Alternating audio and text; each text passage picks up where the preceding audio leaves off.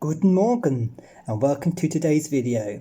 Today is going to be like a Berlin Wall Soviet day.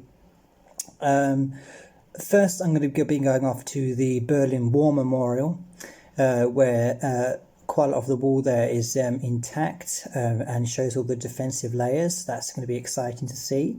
And then after that I'm off to Checkpoint Charlie, which is a famous checkpoint in Berlin. There's a whole museum there about Checkpoint Charlie and the Berlin Wall. So that's going to be exciting. So it's just a Berlin Wall day. And a Berlin Day 1, because I'm doing another Berlin Wall day a couple of days further on the week. So yeah, let's go.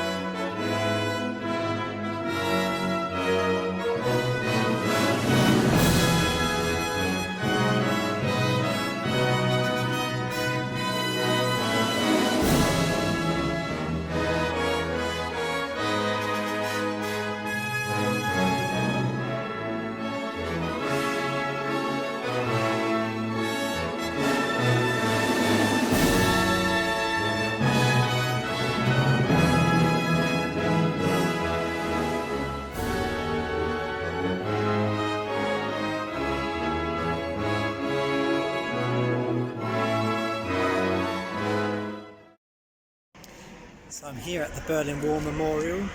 This is a piece of the Berlin Wall.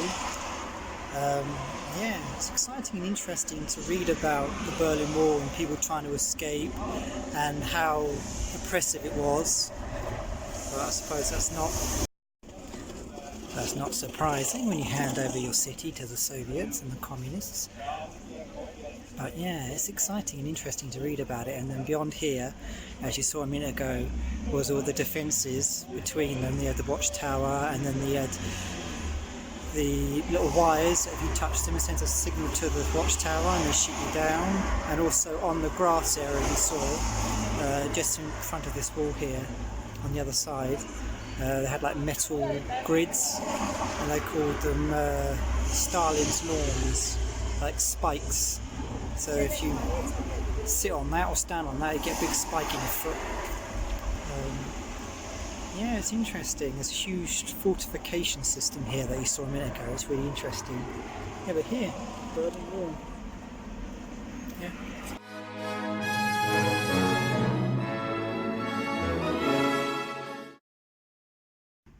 Hi, we've now crossed over the border and we're now in the Russian sector of East Berlin. Where we were before was West Berlin, run by the Americans, I think, and now we're in East Berlin. And it's interesting really to see the difference, because on the other side the wall seemed quite immaculate, and on this side it seems to be all graffitied, so that's quite interesting. Yeah, but now we're on the Russian side, so across the border. It's exciting. And there's a bit of remaining wall left there, and it's going to explore the rest of the park and see what else there is to see. And it's interesting here because you can see the different levels of the fortifications if you compare it to the one that's on the side. And the reason why the one that we saw from above was enclosed in this big steel thing is because they thought this place would be redeveloped after the wall collapsed, and it wasn't. So that's why it's encased like that. But here is fascinating. You can see the different levels. So you can see that the external wall, which is the main wall. So that's the last blockade. And then this is what you would kind of be confronted with if you were trying to escape Berlin, East Berlin. Was I suppose where that path is now is probably another wall. So that's the first obstacle. And then where those rusty poles are, that would be where there'd be lines going, like wires going along there, which go to the tower, which should be over there somewhere. And if you touch the wires, it sends a signal all the way up to the tower. The person trying to cross doesn't know that the signal's been sent, but because it's a silent signal, but then the watchtower can then shoot you down, so that's one obstacle. Then you get to where that big block is, and between that big block and the wall there will be Stalin's grass, big metal spikes all along there to stop you crossing. And then the final one is to climb over that wall, but I think by the time you got there you would either be shot down, be impaled by loads of sharp spikes, and even if you tried to climb over the wall, I'm assuming you would be shot down anyway.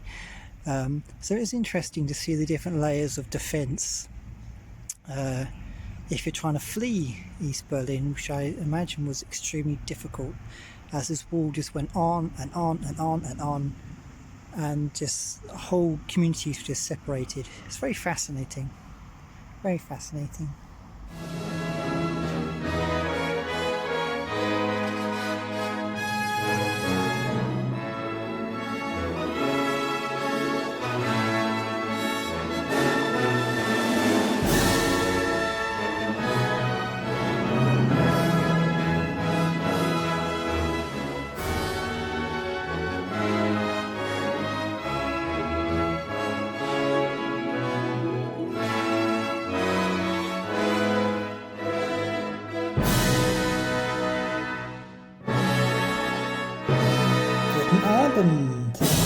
So after the Berlin Wall Memorial, I went off to Checkpoint Charlie, which is a famous checkpoint in Berlin, run by the Americans. And it was an interesting museum because I found out about how people try to escape from the east side of the wall to get into West Berlin. It's absolutely fascinating about like all these people digging holes and all these inventive ways of like people going off in little helicopters and people going scuba diving and all these fascinating things about people trying to escape, get from the evil communist Soviets back into the west side of Berlin, which was run by the Americans. And it's always very interesting to find out that. So that was a very interesting museum. And then I went to the gift shop and bought myself a piece of the Berlin Wall. So that's it.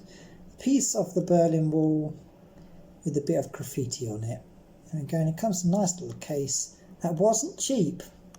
Considering it is a piece of concrete, it wasn't cheap. It was €16, well, nearly €17.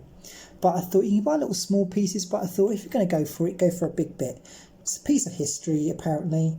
So, but yeah. And it comes with a little certificate of authenticity.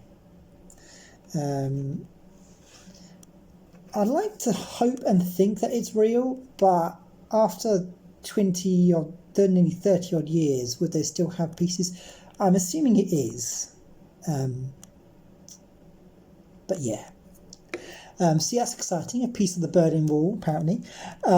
Yes, I got that. That's very interesting. And I also got my passport stamped, which I've now put away. But anyway, I got my passport stamped with all the crossing stamps, which is very exciting, and got my picture taken at Checkpoint Charlie. So here are the pictures from Checkpoint Charlie.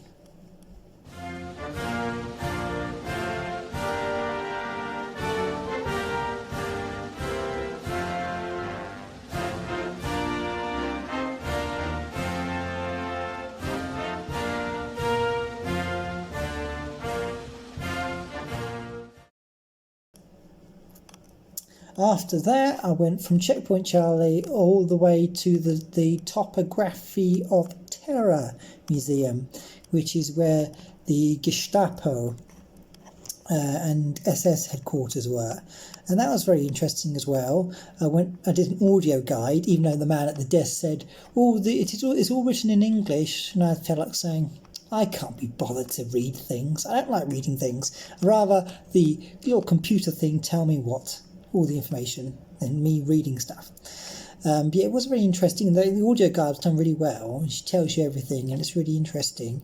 And And it really puts forward the how evil the Nazis were. They just had a total disregard for anybody. They didn't care about life. I think one of the quotes was saying, I think it was Himmler said, I don't care if all these Russian peasants die whilst digging a ditch. As long as the ditch is finished, I don't care. Which is very ruthless and very nasty. They don't care about anybody, anything. Like, they just destroy, kill, slaughter. It's just disgusting. And I was thinking to myself, how can anybody, any human, be that evil? I don't understand. Like, everybody has morals. Everybody has... Why don't they feel guilty about it? They just kill. And it's just madness. Absolute madness. Well, they slaughtered and killed. They go everywhere, they kill. They go to Poland, they kill. They go to Czechoslovakia, they kill. They go to Russia, they kill. They go to everywhere and kill. They just slaughter thousands and thousands and millions of people. And it's just mind-boggling how anybody can be that evil. It's just madness. It's madness, complete madness. Anyway, that is the topography of terror. And they had an exhibition there about reading about Poland and about how Poland was attacked and stuff, and about the Gestapo and everything. So that was interesting. And then I trundled off, walked about 40 minutes to get back to the hotel.